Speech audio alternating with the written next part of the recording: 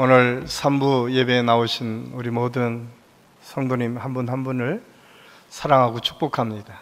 특별히 온라인으로 예배드리는 우리 한신교회 모든 성도님, 하나님께서 한결같은 은혜로 함께 하시고 인도해 주실 줄로 믿습니다. 사람마다 가정에 대한 이미지는 조금씩 다를 수 있습니다. 어떤 사람은 가정을 떠오르면 행복할 수도 있고, 어떤 이들은 고통스러울 수도 있습니다. 가정은 모든 가족을 하나로 묶어주기도 하고, 때로는 생각하고도 싶지 않을 정도로 고통을 주기도 합니다.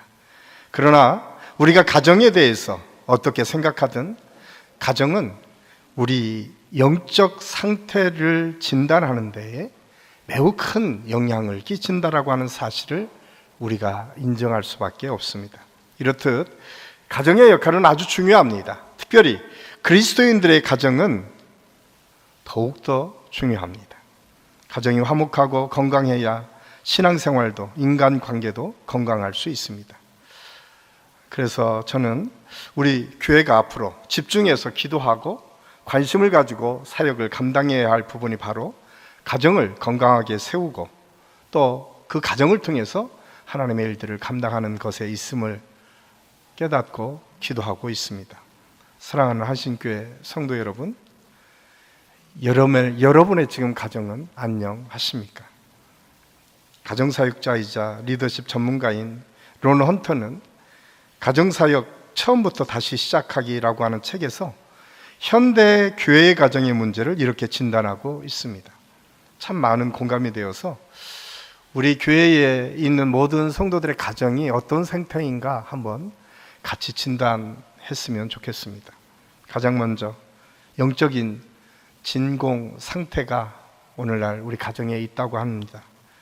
가족들이 가정에서 같이 살아가지만 여러 가지로 분화되고 또 바쁘게 돌아가는 현대사회의 특성상 함께 모여서 이야기하는 시간이 절대적으로 부족합니다.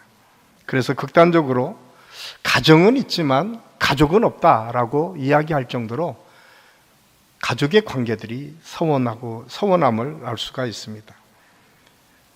더 큰 문제는 영적인 대화는 사라지고 부모와 자녀 간의 영적인 관계는 완전히 단절되어 버리고 있다는 사실입니다.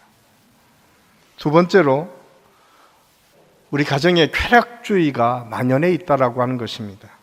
우리의 일상 중에서 특별히 가정 안에서 인생을 진지하게 고민할 수 있는 시간이 그렇게 많지 않습니다. 대신에 쾌락을 위해서는 너무 많은 시간을 보내고 있습니다. 부모님들께서도 자녀를 위해서 하나님의 말씀을 가르치고 신앙에 대해서 같이 논하는 시간보다는 아이들을 어떻게 하면 더 즐겁고 재미있게 할까 놀아주는 시간이 훨씬 더 많은 것을 볼 수가 있습니다. 세 번째로 제한적이고 일방적인 대화가 우리 가정 안에 만연해 있습니다. 사실 가정 안에서 대화가 제한적이고 일방적인 이유는 가족들이 함께 보낼 수 있는 시간이 너무 적기 때문이기도 합니다.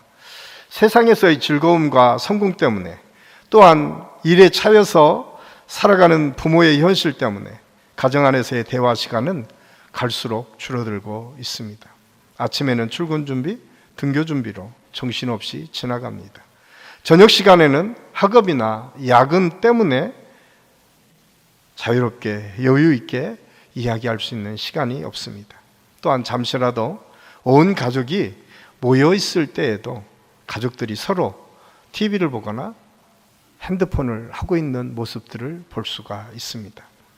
네 번째로 세속화가 너무 많이 심화되어 있다라고 하는 사실입니다. 불행하게도 오늘날 많은 가정에서는 직업 또 관계 문제, 재정 문제 같은 아주 중요한 인생의 문제를 고민하면서 하나님의 말씀이나 은혜를 하나님께서 원하시는 것을 먼저 생각하기보다는 세상의 지혜를 먼저 취한다라고 하는 사실입니다. 그래서 성경에서 인생의 문제에 대한 해답을 찾기 위해 노력하는 경우는 별로 없습니다.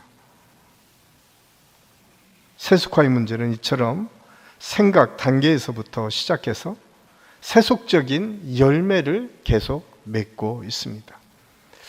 다섯 번째로 낭만주의입니다. 낭만주의는 영생을 주시는 하나님의 약속을 그저 이 땅에서의 행복으로 바꾸어서 이해합니다. 예수님은 그저 사람들에게 행복을 가져다주는 거룩한 산타크로스나 아니면 우리가 위험할 때 우리 모두를 지켜주는 온 우주의 보안관 정도로 이해합니다. 우리의 삶의 문제를 주님께 의논하고 맡기기보다는 이 땅에서 우리가 잘 먹고 잘 사는 것에 우리의 최종 목표가 가 있는 것이 부인할 수 없는 사실입니다. 하나님의 사명을 위해서 희생을 요구하고 이 땅에서의 편안한 삶을 포기하라고 요구할 때 사람들은 희생을 감수하려고 하지 않습니다. 희생을 구하는 그리스도, 그분을 우리의 주인으로 모시지 않습니다. 현대 교회 안에 있는 그리스도인들의 가정 문제를 이렇게 헌터는 5가지로 정리했습니다. 제가 이 정리된 일을 읽으면서 먼저 제 자신을 돌아봤습니다. 과연 우리 가정은 어떤가? 여기에서 크게 벗어나지 않음을 고백할 수밖에 없었습니다. 참 안타깝게도 이런 영적인 문제가 있었음에도 불구하고 제대로 진단을 내리지 못하고 있었던 저의 모습이 있었습니다. 여러분의 가정은 어떻습니까? 아마도 대부분의 가정에서 한두 가지는 다 적용될 것입니다. 어떤 가정들은 전혀 생각하지도 못했던 부분일 수도 있습니다. 아니, 알았다라고 하더라도 애써 애면하며 살았던 모습이 혹시 저와 여러분의 모습은 아닐까요? 하나님께서는 우리 온 믿음의 가정들이 이 땅에서 행복하게 살기를 원하십니다. 그러나 거기에서 안주하는 것이 아니라 하나님의 지배 속에서 하나님의 뜻을 이루는 거룩한 나라를 목표로, 그리고 그 나라를 향해서 가정들이 나아가는 것을 원하신다고 하는 사실을 우리는 잊어서는 안 됩니다. 그런 가정을 만들기 위해서 아버지의 역할이 아주 중요합니다. 아버지가 바로 서고 아버지의 역할을 잘 감당할 수 있을 때에 건강한 가정이 세워질 수 있습니다. 저는 말씀을 준비하면서 나 자신이 먼저 하나님 아버지의 마음을 본받아서 건강한 가정을 세우고 우리 교회 가정들을 섬기겠다는 마음으로 오늘의 말씀을 준비했습니다. 그렇다고 오늘 말씀이 아버지들에게만 해당되는 것은 아닙니다. 오늘을 살아가는 그리스도인들을 향한 하나님 아버지의 마음이 어떠한지를 깨닫는 것이 너무나 중요합니다. 그리고 우리 모두가 그 아버지의 사랑 때문에 위로받고 힘을 얻는 그런 은혜의 시간, 그런 축복의 시간이 오늘 말씀을 들으면서 저와 여러분이 만들어가는 시간일 수 있기를 간절히 소원합니다. 사실 저는 아버지의 사랑을 잘 알지 못합니다. 초등학교 5학년 때에 아버지께서 돌아가셨기 때문에 그렇습니다. 그런데 짧은 기억이지만 아버지는 참 좋은 분이셨습니다. 그리고 그렇게 기억되었습니다. 왜냐하면 주변에 참 많은 사람들이 아버지에 대해서 아마 저에게는 좋게 말씀해 주셨던 것 같습니다. 그런데도 가장 큰 영향을 준 것은 억척스럽게 신앙을 지키며 자식 사랑으로 자신의 삶의 전부를 헌신하며 살았던 저희 어머니 때문입니다. 가정 안에서 가족 구성원들의 좋은 관계가 각자를 더 좋은 기억으로 기억되도록 작용합니다.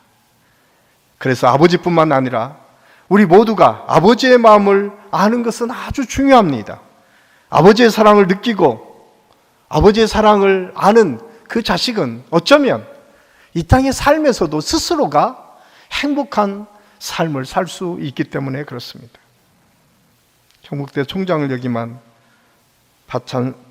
박찬석 교수님, 그분의 이야기는 널리 퍼져 있습니다. 경북 상천이 고향인 박 교수, 그의 가정은 아주 가난했습니다. 그런데도 아버지는 못 배운 것이 한이 되어서 대구에 아들을 유학을 보냅니다. 대구 중학교에 들어간 소년 박찬석은 공부를 열심히 안 한 것 같습니다. 성적은 68명 중에 68등. 여름방학이 되니까 집에 돌아오는데 걱정이 태산 같습니다. 왜냐하면 늘 고생하시는 그 아버지를 뵐 면목이 없기 때문에 그렇습니다. 그래서 그는 생각합니다. 68자를 일자로 고쳐요. 대담한 것 같죠? 저는 한 5자 정도로 고칠 것 같은데 아마 그분은 일자로 고쳤다는 거예요. 그런데 여러분, 예나 지금이나 부모는 자식 앞에 참 죄인으로 살아가는 것 같아요. 자식의 자랑을 박 교수의 아버지는 온 동네방네 떠들고 다닙니다. 우리 아들이 이렇게 공부를 잘하고 있어. 그런데 이 이야기는 더 와전이 되어서 동네 사람들이 한턱 내라고 이야기합니다. 그러자 하나밖에 없는 돼지를 잡아 동네 잔치를 하게 됩니다. 이 사실을 알았던 박 교수, 그는 너무나 죄송한 마음에 새롭게 결심합니다. 그리고 17년이 지난 어느 날 그는 교수가 됩니다. 그리고 결혼도 해서 아들과 고향을 방문해서 부모님 앞에서 33년 전에 자기의 잘못된 이야기를 고백하려고 이야기를 꺼냅니다. 그의 기록에 이렇게 기록되어 있습니다. 내 나이 45세가 되던 어느 날 부모님께 33년 전의 일을 사과하기 위해서 어머니, 저 중학교 1학년 때 1등은요 라고 하는데 말을 시작하려고 하는데 바로 옆에서 담배를 피우시던 아버지께서 알고 있었다. 그만해라. 민우가 듣는다.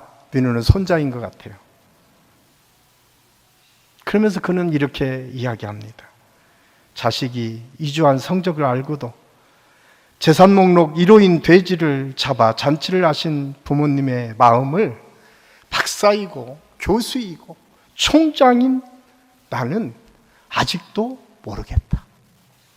참 가슴 먹먹한 이야기입니다.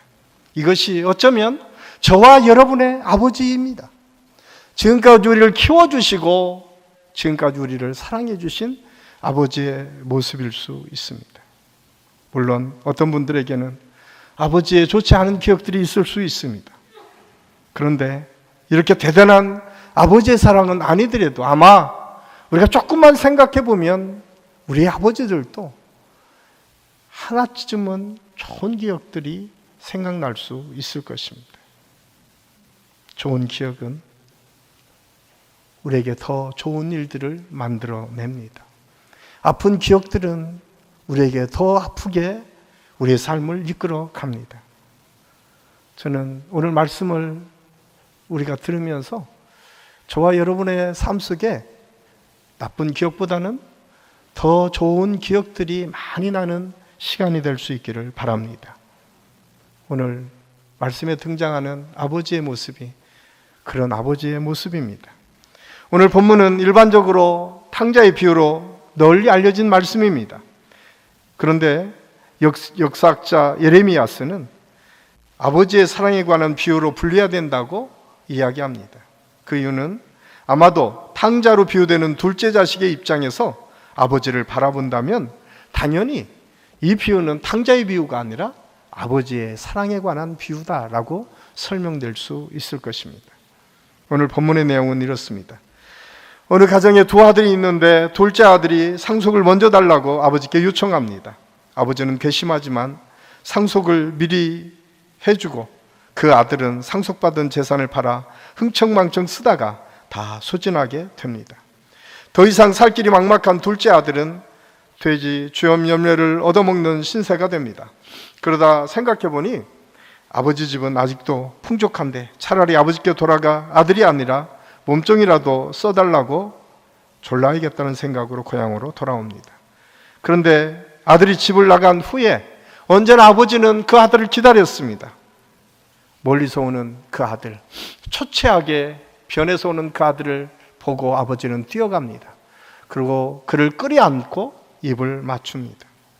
그리고 나서 목욕을 시키고 좋은 옷을 입히고 살진 송아지를 잡아서 온 동네에 잔치를 베풉니다. 이러한 아버지의 모습을 보며 큰아들은 화가 납니다. 저렇게 재산을 탕진한 자식은 송아지를 잡아서 잔치를 해주면서 나에게는 염소 새끼 한 마리 잡아서 잔치를 베풀지 않으신 아버지, 참 매정하다라고 생각했을 수 있습니다. 그런 아들을 향해서 아버지는 이렇게 말합니다. 너는 항상 나와 함께 있으니 나의 모든 것이 너의 것이지 않느냐고 그 아들을 달랩니다. 오늘 이 비유의 말씀을 통해서 예수님께서 저와 여러분에게 아버지의 마음은 어떠해야 되는지를 가르쳐 주시기를 원합니다.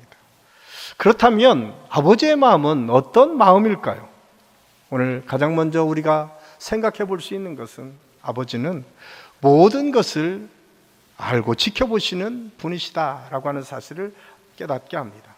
12절 말씀에 보면 둘째 아들이 상속을 먼저 요구하고 있습니다. 신명기 21장 17절 말씀에 보면 유대인들의 상속법에는 장자에게 3분의 2, 둘째에게 3분의 1을 상속하였다고 합니다. 그런데 아버지가 살아계실 때 이루어지면 그 양이 더욱 적어져서 재산의 9분의 1 정도 상속받았을 거로 성사학자들은 주장합니다. 그런데 더 큰 문제는 상속은 대부분 아버지가 임종이 임박했을 때 이루어지는 것이 그 시대의 관습이었습니다.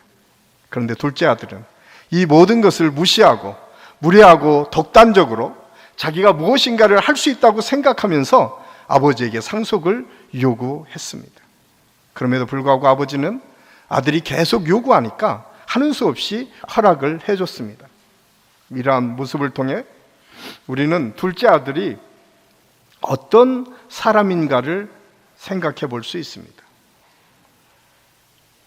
그런데 이런 모습이 둘째 아들에게만 있겠습니까? 어쩌면 저와 여러분의 모습은 아닙니까? 혹시 우리도 하나님 앞에서 내 것만을 주장하며 살고 있지는 않습니까? 말로는 모든 것이 하나님의 은혜이고 하나님께서 원하시는 대로 내가 살기를 원합니다 라고 말을 하지만, 그리고 나는 하나님께서 베풀어 주신 은혜 때문에 살고 있습니다 라고 고백은 하고 있지만, 재정에 관해서, 재물에 관해서 정말 중요하게 쓰여질 때에 먼저 생각나는 것은 무엇입니까? 여러분의 경험과 여러분의 지금 상황과 여러분의 판단이고, 그런 생각 속에서 모든 것이 결정되어지는 않습니까? 때로는 그것조차도 생각하지 않고 내 마음대로, 내 뜻대로 결정하고 있지는 않습니까? 우리의 생명도, 재능도, 온 우주 만물도 하나님의 것입니다. 그것이 믿음의 사람들의 고백이 되어야 됩니다. 첫째 아들은 어떠합니까? 아마 유대 상속법에 보면 지금 있는 모든 재산은 대부분 장자에게 상속됩니다. 그래서 31절에 아버지가 그렇게 얘기합니다. 내 것이 다 내 것이다. 그냥 아버지가 듣기 좋으라고 큰아들에게 해준 말이 아닙니다. 그 당시에 법적으로 보장받았던 그런 축복이었습니다. 그런데 세상에서 다 망하고 겨우 먹을 것이 없어서 돌아온 동생에 대해서 그는 인색합니다. 용납하거나 용서할 마음이 조금도 없습니다. 그 동생의 입장에서 이해하려고 하는 마음도 없습니다. 사실은 냉정하게 생각하면 아버지가 해준 그 모든 것은 아버지의 재산으로 아버지가 자기 아들에게 해주는데, 그거를 시기하고 질투하는 첫째 아들의 모습을 봅니다. 그럼에도 불구하고 아버지는 그 두 아들을 다 품습니다. 왜냐하면 언제나 아버지는 이들을 살펴보고 있었기 때문입니다. 그들의 상황과 마음을 다 알았습니다. 그들의 부족함이 아버지의 몫이라고 아버지의 사랑으로 그 모든 것을 받아들입니다. 이것이 아버지의 마음입니다. 그래서 시편 기자는 하나님 아버지를 표현하기를 이렇게 표현합니다. 시편 139편 1절에서 3절까지 말씀입니다. 우리 다 같이 함께 읽겠습니다. 여호와여, 주께서 나를 살펴보셨으므로 나를 아시나이다. 주께서 내가 앉고 일어섬을 아시고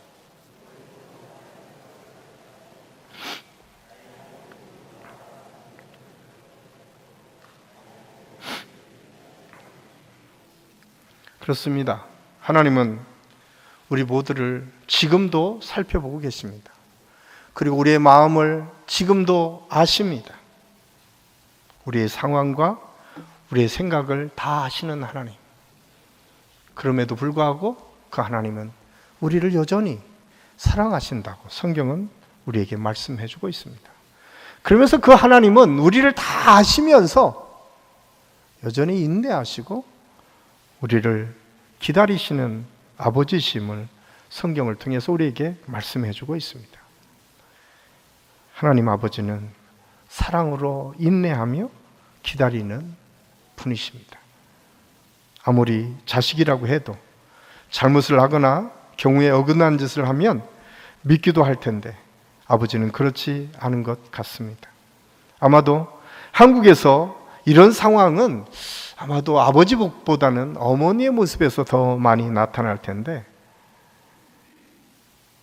오늘 본문에 등장하는 아버지의 모습이 그런 모습이다 라고 성경은 우리에게 증언해 주고 있습니다. 아버지는 하나님의 속성 중에 사랑하고 인내하고 기다리시는 아버지의 모습을 아주 분명하게 우리에게 보여주고 있습니다.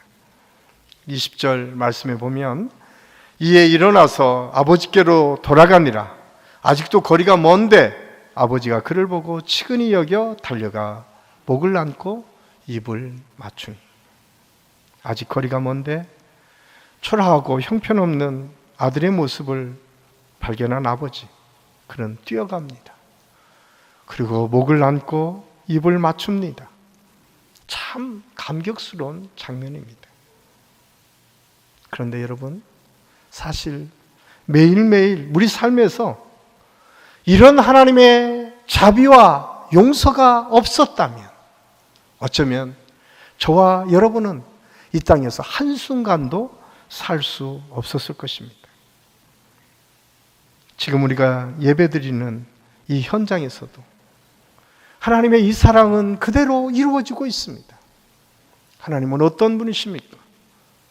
시편 기자는 하나님이 얼마나 완전하신 분인가, 그림자도 없으신 분이시라고 성경은 기록하고 있습니다. 그렇게 완전한 그 하나님의 빛 앞에 우리가 섰다라고 하면 얼마나 추하고 더럽겠습니까? 얼마나 많은 죄악된 모습들이 우리 안에 남아있겠습니까? 오늘 멀리서 보더라도 초췌하고 더러운 그 아들을 아랑곳하지 않고 뛰어가서 안아드리고 맞이한 그 아버지의 마음처럼 오늘 우리가 예배드리는 이 현장에서도 우리의 죄악된 모습을 마다하지 않고 끌어안고 영접하시고 우리를 안아시고 잘 왔다. 내가 너를 위해서 천국잔치를 베푸마 라고 하는 이 하나님의 음성이 매 예배 때마다 우리에게 보여주고 들려줘야 될 줄로 믿습니다. 그것이 오늘날 우리 믿음의 사람들에게 나타나는 영적인 변화고 축복입니다. 이 사건은 2000년, 3000년 전에 과거의 사건에만 있었던 것이 아니라 오늘 우리의 삶 가운데 날마다 일어나는 하나님의 역사임을 우리는 잊어서는 안 됩니다.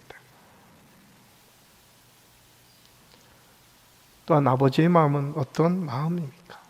아버지의 마음은 그냥 사랑과 인내로 기다리는 정도가 아니라 이제는 스스로 십자가를 직접 지시기까지 우리를 사랑하는 마음이다 라고 하는 사실을 알 수가 있습니다.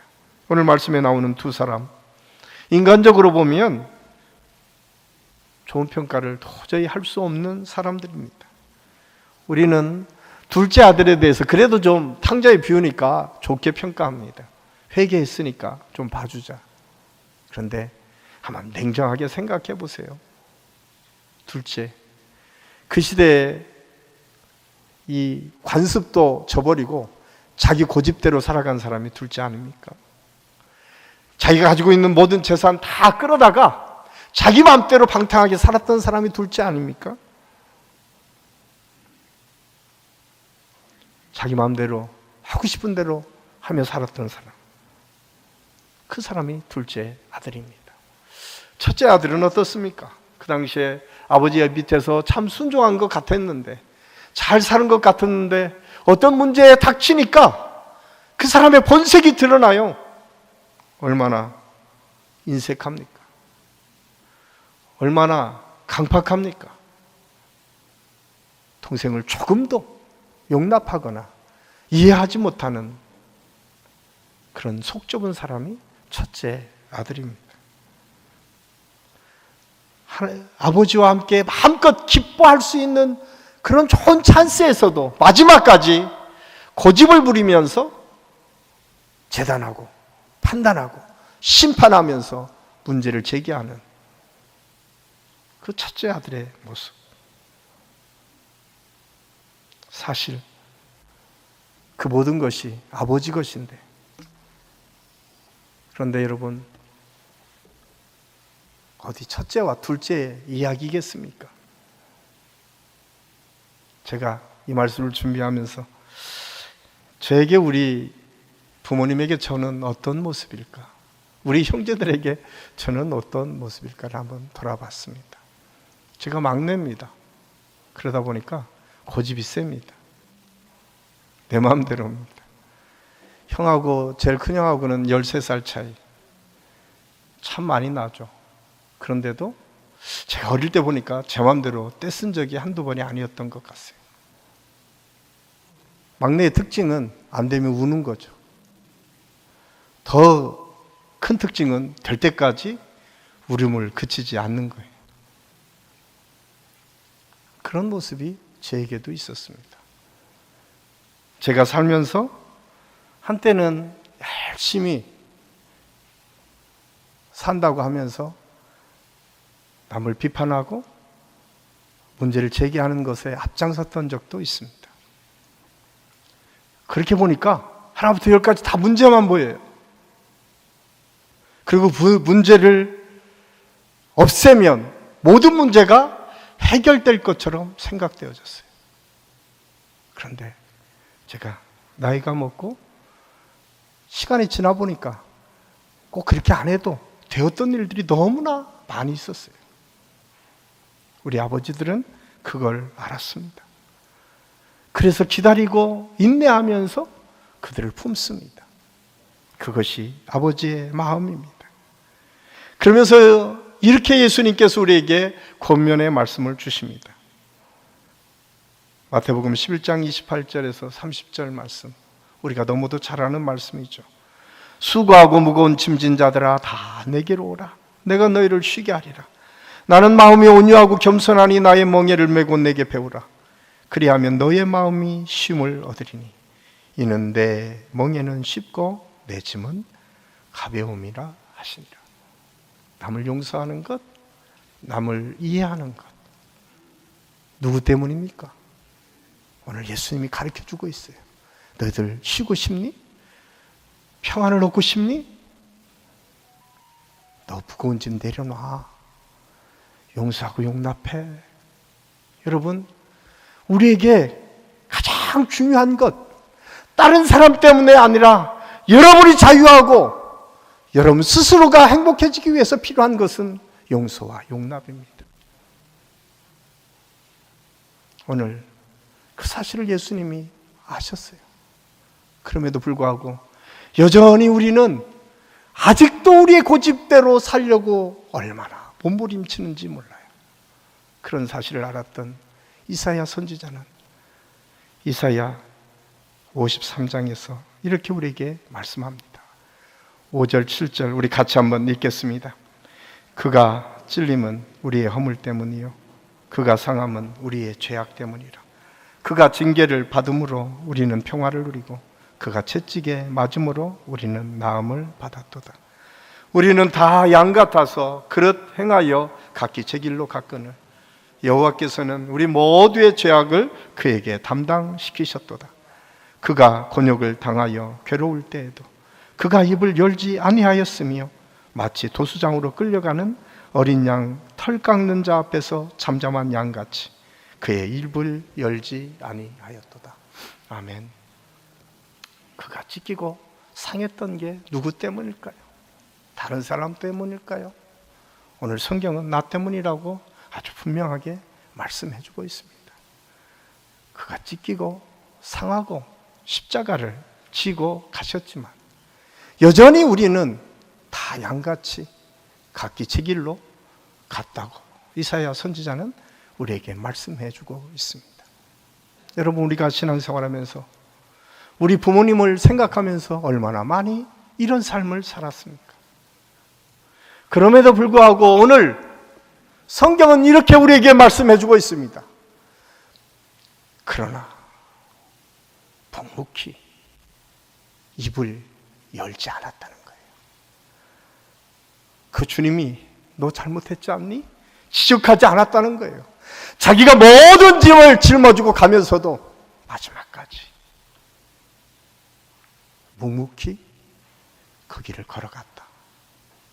그것이 예수님의 사랑이고 예수님의 십자가입니다. 어쩌면 그것이 우리 부모님들의 모습이었습니다. 그렇기 때문에 오늘 저와 여러분이 여기에 있을 수 있었습니다. 오늘 주님은 다시 한번 우리에게 도전하고 있습니다. 너 아직도 내가 다시 십자가를 져야겠니? 어쩌면 오늘 많은 우리 자식들을 보면서 저와 여러분은 어떻게 우리 자식들을 가르치고 보여줄 수 있겠습니까? 오늘 예수님이 비유를 통해서 아버지의 마음이 어떠한지를 우리에게 보여주고 계십니다. 아버지, 우리의 모든 것을 아시지만 끝까지 인내하고 사랑하고 그 마음 우리를 견디시는 아버지. 그래도 우리가 감당을 못하면 우리의 길을 스스로 묵묵히 그 짐을 지기 위해서 걸어가시는 그 주님의 그 사랑, 그 은혜, 그것이 오늘 성경에서 가르쳐 주시는 아버지의 마음입니다. 여전히 고집스럽고 여전히 강팍하고 여전히 뻔뻔하고 여전히 자기 마음대로 살아가는 우리의 죄를 감당하시기 위해서 찔리고 채찍을 맞으신 예수님, 그 순간에도 마지막까지 입을 열지 않으시고 십자가를 묵묵히 지신 그리스도의 그 사랑이 바로 하나님 아버지의 사랑이요 마음입니다. 사랑하는 한신교회 성도 여러분, 우리가 살아가는 이 시대는 너무 빠르게 변합니다. 너무나 많은 가정들이 지금 무너져가고 있습니다. 그러나 지금도 하나님께서는 우리들을 통해서 건강한 가정들이 세워지기를 원하십니다. 그리고 십자가를 지셨던 예수님의 사랑으로 우리가 묵묵히 우리 가정에서 아버지 자리를, 어머니 자리를, 자식의 자리를 지켜갈 때에, 그리고 그 마음이 하나님의 마음으로 그런 일들을 감당할 때, 그리고 그 일들을 우리가 묵묵히 수행하려고 생각만 하더라도 성령의 역사를 통해서 아름다운 열매로 우리의 삶을 이끌어 가실 줄로 믿습니다. 이 은혜가 오늘 이 예배 참석하신 우리 모든 성도들의 가정과 삶 속에서, 우리 한신교회 모든 성도들의 가정에서 일어날 수 있기를 예수님의 이름으로 간절히 축원합니다. 기도하겠습니다. 사랑의 아버지 하나님, 우리를 한없이 사랑하시고 용서하시고 용납하시는 하나님 아버지의 그 마음을 오늘 들었습니다. 우리 사랑하는 성도들 가정마다 이 사랑이 다시 한번 회복될 수 있도록 인도하여 주시옵소서. 우리의 삶 속에서 하나님께서 주시는 은혜 때문에, 하나님께서 주시는 축복 때문에, 하나님께서 주시는 함께 하심 때문에 더 기쁘고 더 행복한 일들이 많아지게 하시고, 특별히 우리 한신교회 성도들의 가정마다 이런 아버지의 마음을 본받아서 우리 모든 성도들의 삶이 더 풍성해지고 하나님께서 기뻐하시는 가정으로 변화되는 아름다운 역사가 있게 하여 주시옵소서. 예수님의 이름으로 감사드리며 기도하옵나이다. 아멘.